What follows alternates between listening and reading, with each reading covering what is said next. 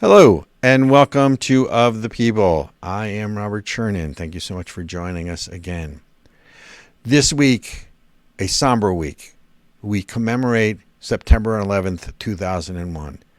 There is not a person who is of age and of memory that has any doubt as to where they were at the moment they heard or the moment the plane struck the Twin Towers, the Pentagon. Everybody knows it is a somber moment in U.S. history. A lot has changed since then, and a lot hasn't changed. Politics was supposed to stop at the water's edge. And if the one day that we can all come together should have been and should be 9/11, some 3,000 Americans died. I think the number was 2,960 something. I don't count the 19 hijackers. Thank you very much. I'm sure that I will get a lot of crap for that, but I don't care. The first responders who rushed into the World Trade Center buildings, some 300 or 400 firemen and police who rushed in to help America. It was the best of America. It showcased the best of America. It still showcased the best of America.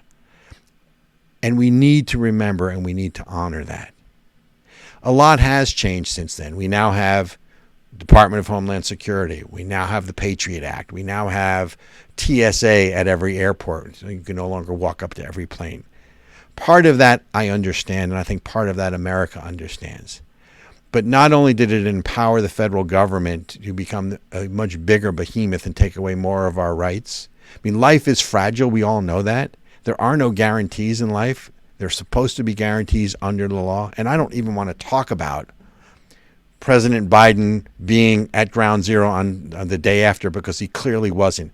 And Kamala Harris was. I don't want to talk about that. Politics for that day needs to stop. But we need to remember that this was a day that America did come together. It shows what America can do when we are not divided by the politicians. And we honor those who have sacrificed not only in 9/11, which was obviously the worst attack on U.S. soil, but in all the wars and the military and the people who are the first responders. We need to remember, because if you don't remember and you forget, the old expression is, if those who forget the past are condemned to repeat it. So we should honor those who died. We should honor those who gave their life. We should honor the first responders. And we should remember on this day of all other days for 9/11 that we are all Americans. Folks, we'll be back with the main segment of the show.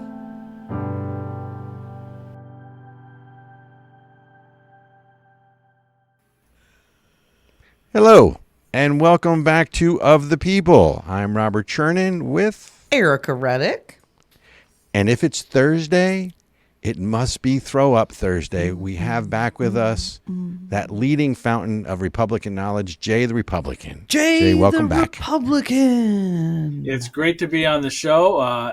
You guys are getting it done here, and the viewership has been giving me great feedback and have said very good things about you all as well. Oh, well, They must not be listening to the show. What? Well, I can't vouch for that. All right, it's Thursday. What are we throwing up today? I want to talk about the good, the bad, and the ugly this week. One of the things that we want to look back on is the 9/11 and the attack on our country. And we should remember that it is a day of remembrance. It's a day when we lost about 3,000 people from a source outside this country. And this Ilhan Omar talked about some people did some things. Well, we know who those people are, and we know what they did. They killed Americans.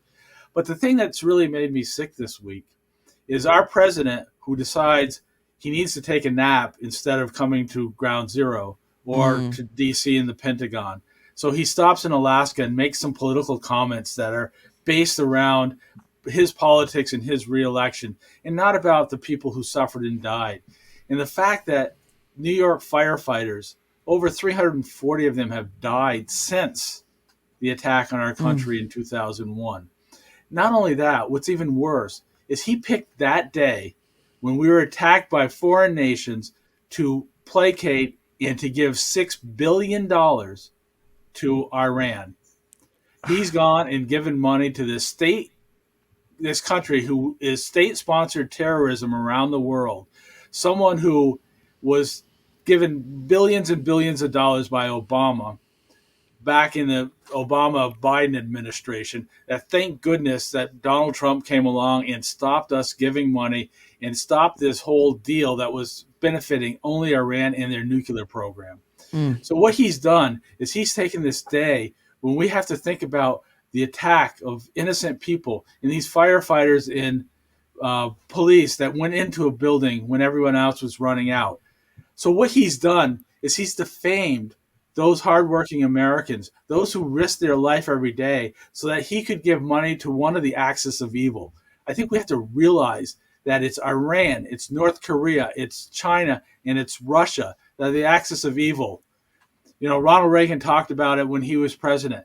But what we're doing is we're allowing Iran right now that within 4 months of today, they will have the capability of having 10 nuclear warheads.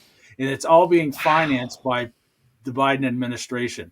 We need to stop it. It makes me sick, and we can't continue to let it happen. We need to go to Congress, and we need to have Congress put a stop to this outrageousness and this un-American act by this president and this administration. That's what's making me sick this week. Jay. So that's the ugly, right? Is there a good here? The good is remembering in the remembrance of those who gave their lives tragically on 9/11 in 2001. Those who ran into the building when everyone else was running out. So, Jay, I got a question for you. So we have actually a really good friend who was a emergency responder on 9/11. This many years later, he's still waiting on a determination or help with medical issues and things like that. And to me, is this the first time in 20 years that an American president has not really recognized the day with some kind of a memorial or some kind of visit? Like, I feel like that's normally a thing that they do every year, not go gallivanting around the world. This is the first time that the president of the United States was not at Ground Zero in New York or at the Pentagon to let America know that we still care and that it's still important to us. Wow. You know, one of the biggest events that they're handling is when the first gentleman, who I don't know if he's a gentleman but he's married to the vice president, went to Pennsylvania. That was a big deal. That's not the level of response that we should be having in this country. Yeah. To be honest, we talked about Pearl Harbor. We lost many more people on 9/11 than we did at Pearl Harbor. Pearl Harbor, we lost about 2,400 people. We've lost 3,000, almost 3,000 on that day, and we've lost hundreds since then. And there are still people who are dying from the after effects of that tragic day. And he's in Alaska because he was tired from visiting India. Wow. I think the first lady was in, I believe, D.C. The vice president was in New York City. But you are correct. It is the first time that a sitting president did not honor 9/11, both those who perished in the attack and the first responders who really, to me, was the best, represented the best of America. That's right. Who selflessly went into essentially a war zone to rescue other Americans. And, you know, I have lots of friends in New York City, certainly within fire and police. It is a day that should, I mean, politics should stop at the water's edge. Well, politics should stop on 9/11 and Ground Zero as well. So I agree with that. And just the embarrassment, and we're talking the good, the bad, and the ugly. There was so much good that came out of this, and this country did unite. This country's not going to unite around this president who picks such an important day in our history to give money to one of our enemies, someone who's vowed to kill us infidels. So literally. We need, kill the Americans. They chant things like that. So the same kinds of folks who committed the atrocities on 9/11 got rewarded on 9/11 with money, basically, is what Absolutely. you're saying. And Yeah. what the administration has said is, well, that money can only go to humanitarian causes. The Ayatollah just came out. The Ayatollah just came out and said they will spend it on anything they want to. They absolutely said that, and that I was going to mention that. But one of the things that they have the opportunity to do is to go to Russia and go to China and give them those billions of dollars that they need right now to help their economies and help their war effort, so that they can get enriched uranium, so that they can build a stronger, more powerful nuclear weapon system that the Obama-Biden administration so carefully arranged so that they could be a greater threat than they ever were. Shameful. The good, the bad, and the ugly, pretty simple. That's my Throw Up Thursday. Jay, we appreciate you joining us on Throw Up Thursday. Come back again. I appreciate it. Thank you all for what you do. We're fighting the fight, and we're glad to have you. Folks, you're listening to Of the People with Robert Chernin and Ericka Redic. We will be right back.